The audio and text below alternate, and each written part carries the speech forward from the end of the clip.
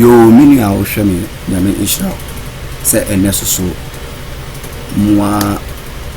yɛfrɛ me local teacher a me ne wo be esua de na me kyerɛw ɛwɔ yankasa yɛ local dialect yɛ local language nim ɛna me kyerɛw because me hu sɛ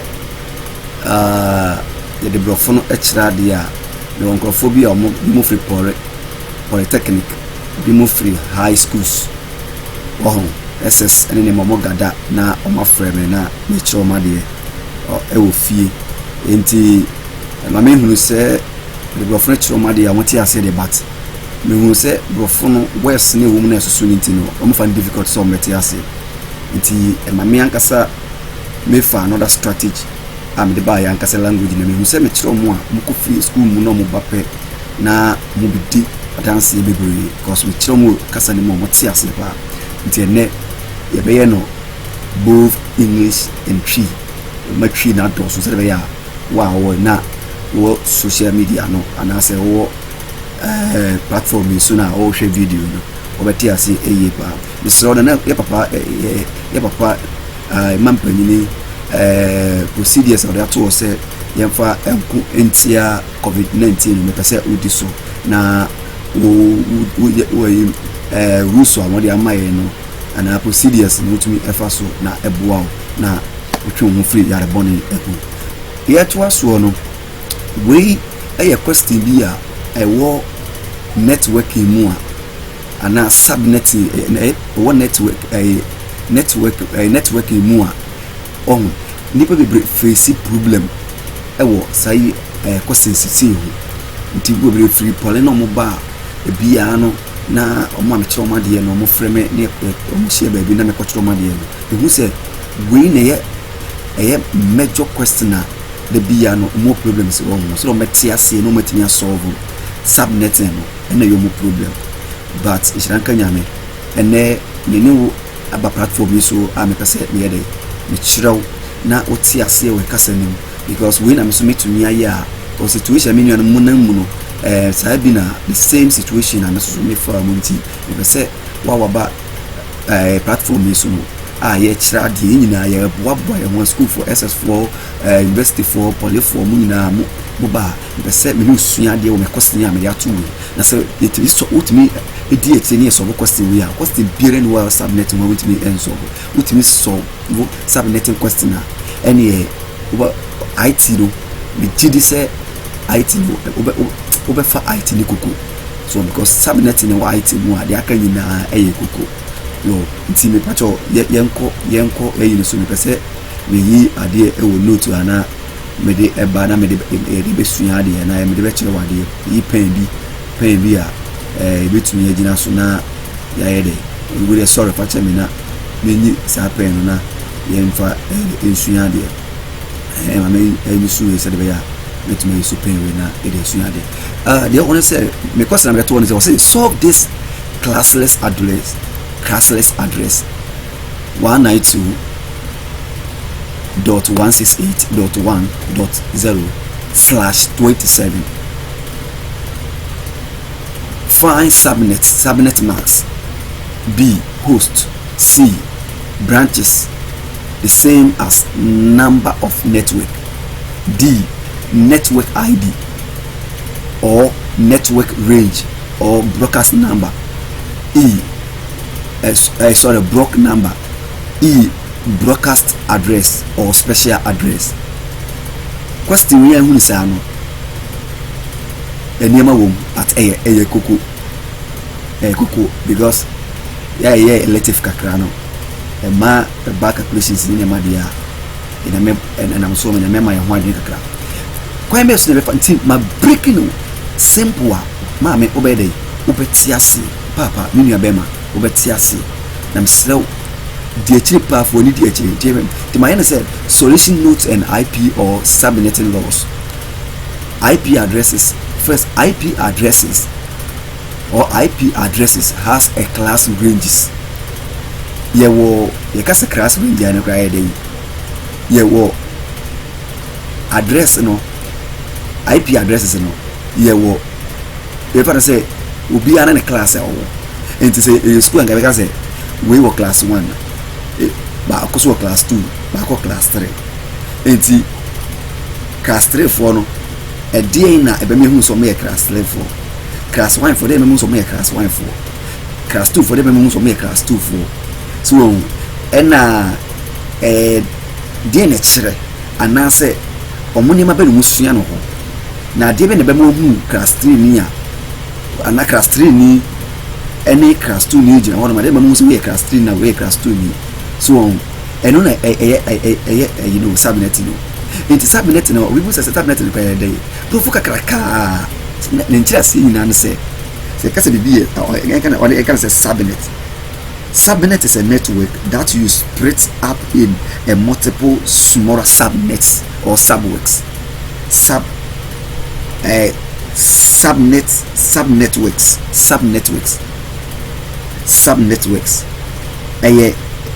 is a network that you split up in a multiple smaller sub networks. So a network baako see you must say a network baako na network no ye uko ISP wa internet service protocol on koto ya no mama mama address baako say address no ko as a administrator or IT personnel or IT engineer no kone ko break address we na chichem en kitwa ko chichem kakra na fa ma adwumaku a etsem adwuma bi okumase a check ma omunya bi na ko chiche ko break ma the other ayina omu fall under branch ni nyina no omu branch ni nyina no omu so ye de omunya network ni no so de omuntimi ene won communicate na munya muntimi communicate na fa enye adwuma ni ama wo network network only one single network and then the friend of classless network into one as a name one say we IT administrator pass win network mu and then be who say win mu na win into ha na challenge no into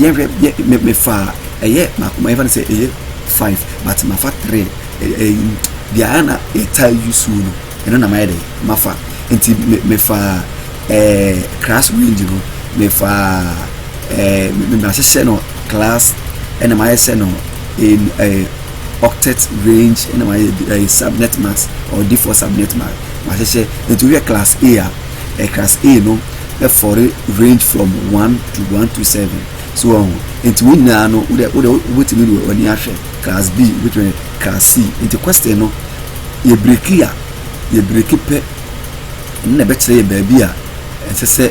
yeah because question no they be breaking no question that whole nyina 192.168.10 no eno na be me hu baby a class network we e fall so slash na break away enti every me say computer deal with binaries and we deal with decimals we I na dream nya ye ko SS na sunya bibi for binaries and decimals so and then remember this the decimal or binaries table in time of school you kaya your for decimals the table kaya decimal table 1 2 4 8 16 32 64 1 2 8 and your binaries for less are but if only because of your network link if I see 128 and your binaries no that's so yeah ones and zeros so before you be to me you see before we can communicate with the computer unless we convert decimals to binaries because computer now into me proceed and then into me enka decimal kasa and answer no bit to me aka wo kasa bit no communicate no it is a wo decimal speech no language no why dey what convert abere amna be binaries so say ye hwemu a ye o say so hwe ayini mu a binaries na ye say ones zeros ones and zeros so we be hu zero bia no we call that zero no that be hu zero bia no we call that we call it unused bit and then we be hu once bia so your friend of use bit into say uba G now or say and each octet has sorry F no uba F now say it has 4 octets which is separated by dots. It's octet no and no na ye eba be calculated for /27 no enti uba G now was say and each octet has 8 bits. So and I'm say octet near 4 which is separated by dots, you know, and I'll say once each octet biano zone represents 8 bits. Internet is 8 times 4 every month 32 bits. Inti you share calculation now each now obey because me say you connect them obey you understand. Inti yen share I know 255 you know 255.0.0.0 yeah share inti you did as I said baby we 255 biano network and now baby 0 su biano so your friend the host for subnet ni mu no or this side no so we check this side now or this side no this side oh we know or the know subnet maximum on 255 na was subnet max hanum na wo hanum or we 255 bi network so and I be a be 0 so bia so no your friend the host nti yemra question na or the to ho am I no question. That is what 192.16. I have repeat the question again. /.1.0/27. We are going to deal with. So there be a problem in you. On my question, but simple. You share 192.168.1.0. Yeah, Bible share only /27. We are going to deal with. We are going to deal with /27 only /27 until we solve what you need /27 so until yemra until sina until the intina be the same say you share a yin because say was say ubedi dance here was say octet we have 4 octets which is separated by dots and then and each octet has 8 bits. So how are you going to get the /27 from the bits or the octets? How are you going to do it? And then I first told you say I first informed you say you know for binaries no I deal with ones and zeros. So now this is how we are going to do. Enti you share you know and I'm say octet no 4 octets na each biano biano 8 bit biano until you say and so you know every each biano the octet biano be until octet near 4 the net you know say bit no zone 8 no so ye 4 na amount 32 until yen hwade until be breaki from that decimals no abade aba binaries in decimals with 8 women e be breaked abayi na ya hwese yibinya /27 enti or my /27 that means say it's not up to 32 bits. It's not up to 32 bits. And so how are we going to do it? Enti you be breaking via but enti decimals need to know decimals need to know because 1 2 3 na echo and echo enti you banning enti you can 1 2 3 4 5 6 7 8 enti enya 8 no sa obekan aso 8 obekan aso 8 plus 8 16 plus 8 24 and 24 25 20 enti upa the other 8 now and one once over the okay the what best also be 27 enti 24 25 26 27 sorry 24 25 20 27 27 enti this is /27 enti and I'm say e copy 32 no one farm enti and I'm say the yeah for any unused bit na say unused bit is the one for 1 year no o the 0 be represent used bit na ye ade what the amount used bit no decimals na what the amount what me break it into binaries na wohu and na unused bit no so near one day one for amount Nti this is how we are going to deal with. Nti now we are breaking nti sisi you know hayi ni nyinaa no yebede ehia we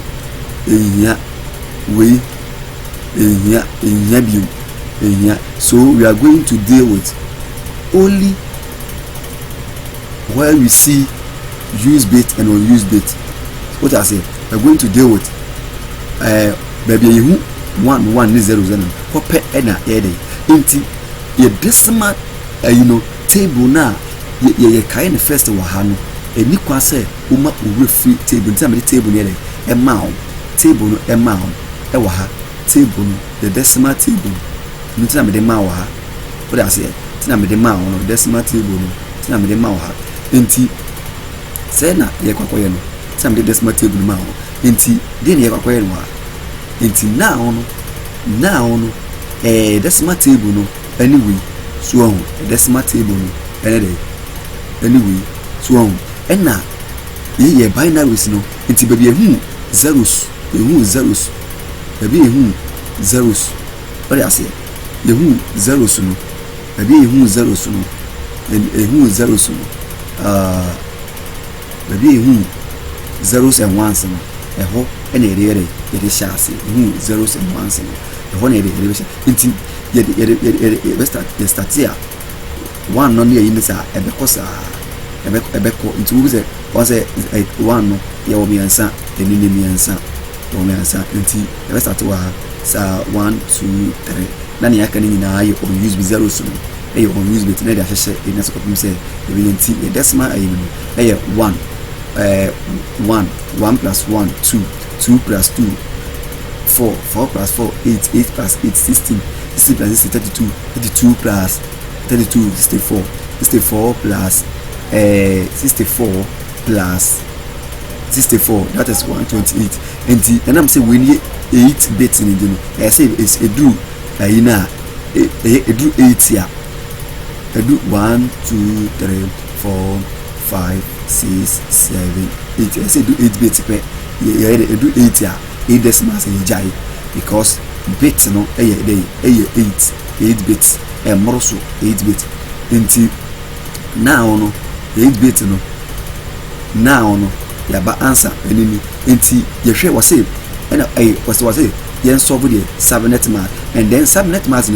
you will count from so person nya subnet math the no enemy we me no pe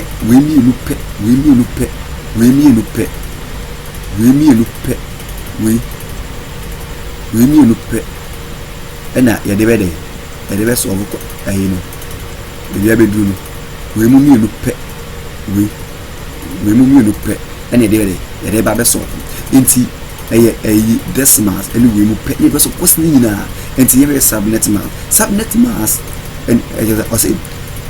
you will count from right to left anywhere you see ones or use bits the same as ones the upper values becomes your subnet math nti baby be one bia no use bits bia na ye one bia no upper values no aye decimals no and na better be nti na say high ones ni nya 3 and the upper enable 128 160 128 64 32 na ya dey ya kan bo mu ye nya 224 no nti na subnet math yemra b nti yemra host or say host answer b is also the host or say yes of host no so to a formula no 2 raised to the power x or 2 exponent x minus 2. What I say x represent zeros or use bit into any zeros or use bit into what kind of zeros or say zeros or use bit into when I will be 2 3 say my breaking is you are breaking my what me and my try more what you say into zeros no 1 2 3 4 5 into 5 no now all the 5 9 I be sure no say we win now all the why na multiplication na what say the host no be 30 uti na 2 free ma be 30 na why when you host yemra c no was say branches formula for branches 2 exponent x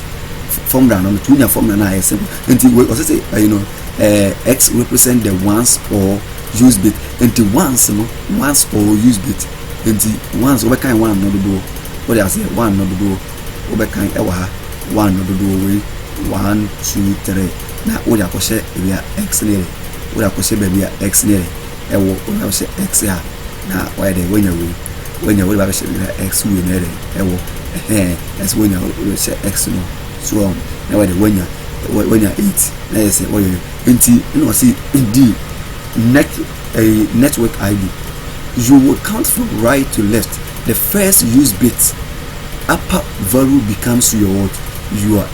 network ID. Into we can from right. Wow, and right. I mean show you right. Into we can see one had right no one right and they can collect 1 2 3 4 5 6 into bedroom 6 never use bit that's 1 into let's say 1 no the first use bit I say the second use bit I say the first use bit I say no in the volume now one upper volume near 32 a simple nice the no answer into the table this our table let us look at our table what we solve the table where we are and one and where we into table no say broadcast address or special address into broadcast address or special address you can never ignore 0 because 0 no 192.1.0 it's 0 you can never ignore 0 into share you share now and now the 32 no free we use 32 no 32 we use that we free here in 32 we free 32 no and because a network ID we network in terms of network what is it network let me see mama you know to be a network ID network me train mama me train mo bisa network ID so network ID na nipa na no we do wetin hu ni network ID nti we fa network ID no na da so the network ID no wo de no na ebe plus nti network ID na 32 the 32 no 32 plus 32 over 64 plus 32 plus the obenya bia so 32 plus 60 plus 64 ebe ma 196 32 plus 196 ebe ma 128 sa 32 plus 128 ebe ma 160 32 plus 192 into we ni nya besi no benya into the obi say we read 244 no eye we subnet ubenya sa ebedu subnet max na eye answer na wa no first answer no no subnet max no say the subnet max eye 244 subnet max 244 tu nya du 244 no 244 ne pe na just why dey wa pem na 244 no ebedu 244 na wa say say eye branch no eye 8 inya 8 branch this one 8 branch into ebedu 244 na beka I say ebedu 8 branch now ebedu 8 branch into branch never say you Kumasi branch or Accra branch or Koforidua branch or Takoradi branch Sunyani branch Volta branch Tamale branch or Waba branch into yenhwe into eba hanom no ebenya ebesi 244 na subnet max no no how the mile 244 into ye kan into 1 2 3 4 5 6 7 8 so 8 into 8 no yenya na ayinu pepepepepepe enya branch no pepepepepe tese unya branch pepepepe so this 8 na ebe 2 ere put plus be do 244 into do subnet max no pepepepe into opa hanomo a kwa be so no be say host range ni nya okay host range in first of all what the one be plus ayinu nyina what be plus network ID na wa hani nyina what be plus into the plus pe first of all what the plus into 1 plus 0 be ma 1 na 1 plus 32 be ma 33 1 plus 64 be ma 65 1 plus na sa na obra plus na oba hayina so a unya winu ewie ye no oba ba ha 32 ha no oba ignore 0 no oba 32 ha no oba ignore 0 no do ha oba 32 no oba ti 2 ayɛ dɛ 2 free 32 na ɛwɔ 2 free network ID na 0 nka ho nti na msa 0 because yɛntimi nti 2 in free 0 mu nti no yɛbɛ forget 0 ayi no Kumasi branch yɛbɛ forget no ne yɛba start from Accra branch nti yɛba pɛ and then we start from Accra branch so we start from Accra branch nti Accra branch no yɛbɛ 2 ayɛ dɛ free that network ID ne mu nyinaa wa ne nyinaa our subnet ayi ne wa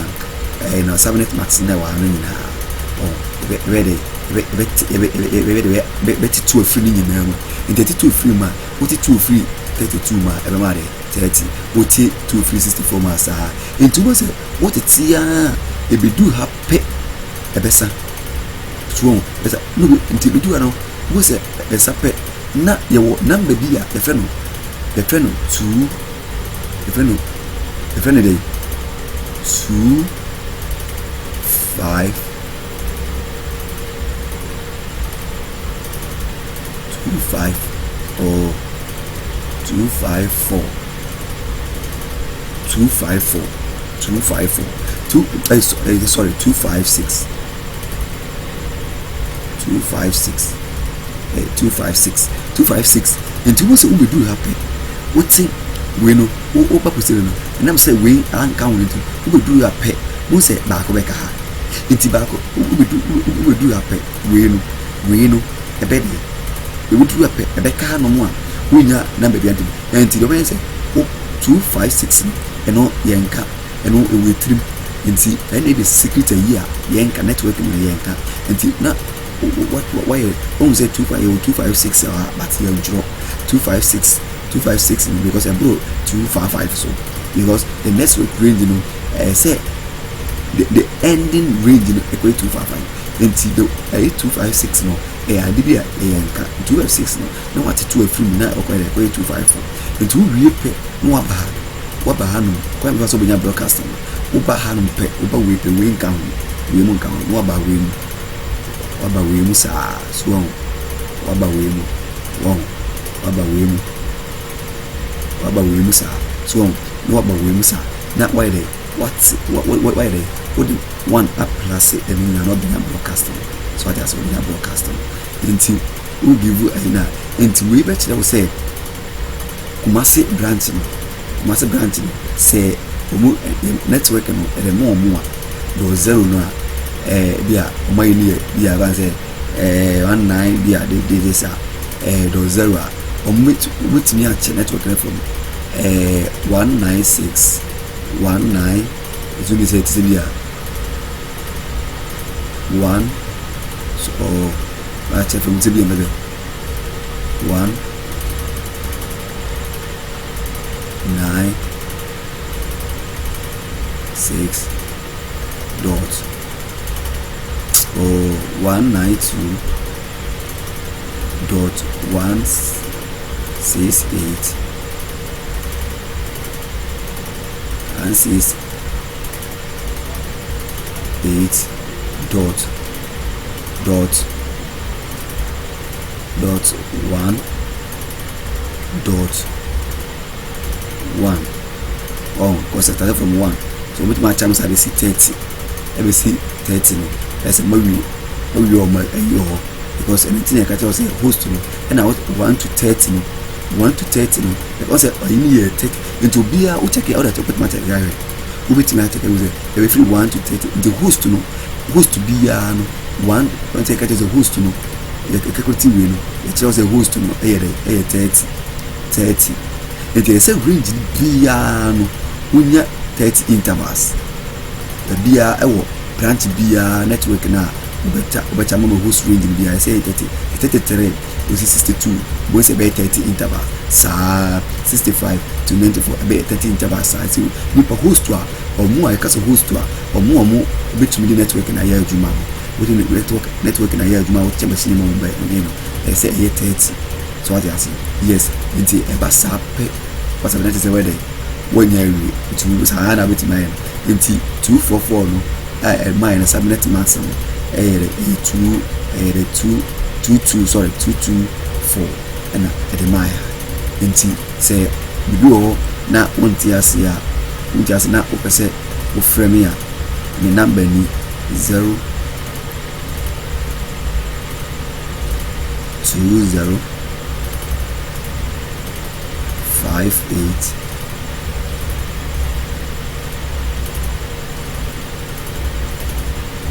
58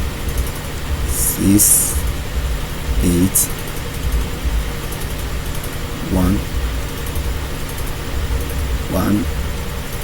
8 187 187 yeah, and I be 0